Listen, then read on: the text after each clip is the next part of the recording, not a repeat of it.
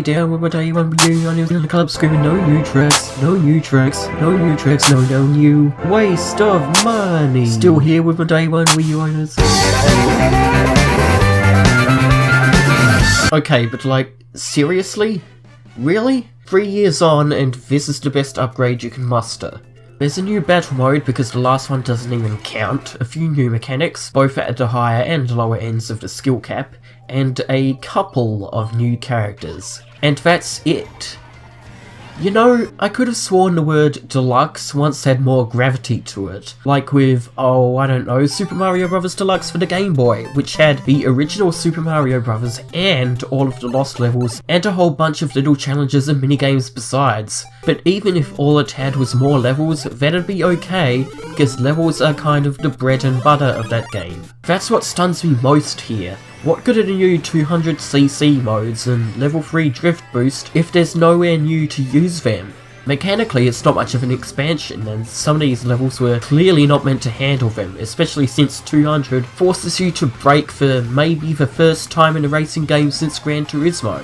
I mean, everyone knows me by now, right? The worst thing you can do with your game is bring nothing new to the table. And if you're like me and you already sunk all the hours you could into Mario Kart 8, then outside of battle mode you have seen everything this game has to offer. On the obvious counterpoint, Mario Kart 8 was for the Wii U, which no one bought, unlike the Switch, which is constantly sold out in the US. Okay, so do I get a loyalty bonus for being an early adopter of the last version? As a day one 3DS owner, I can tell you this is one of the consumer boons Nintendo's actually sometimes good at. Can a game be allowed to come out at a premium if it is not actually a new game? The really depressing irony is that Mario Kart 8 Deluxe is not even the worst offender this year. Bulletstorm is leading the charge on that one, but at least Bulletstorm will eventually hit bargain bins all over again. Mario Kart is a first-party Nintendo game, meaning when you decide to buy it is entirely irrelevant, which is the only reason I picked this game up. This lame-ass tactic will not work if Smash 4 is re-released with no new characters, by the way. It's bread and butter.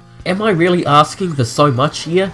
It's nice they included the DLC from the Wii U version as a pack-in, but that content is still so old that it comprises my most archaic and hated videos, back in my evergreen days before I made the oh-so-wise choice to talk smack about Undertale. If they had included 2, maybe 4 more cups worth of tracks, I would call it a home run, but since we're in this far, I guess I might as well discuss the actual big addition, the new battle mode. Yeah, it's robust and comes with more flavours of carnage than ever, but let's face it, it's not exactly the pinnacle of what this franchise offers. Deluxe completely locks you out of the old battle mode, where you only played on the tracks made for racing, but that somehow makes it even worse, because it's an acknowledgement of how it was barely even an afterthought in the first place. And, well, it had to be for a good reason if the rest of the game was so good, right? Like, however improved it is, this is not the definition of Mario Kart as a franchise. It is much more so for power-ups and the track lineup.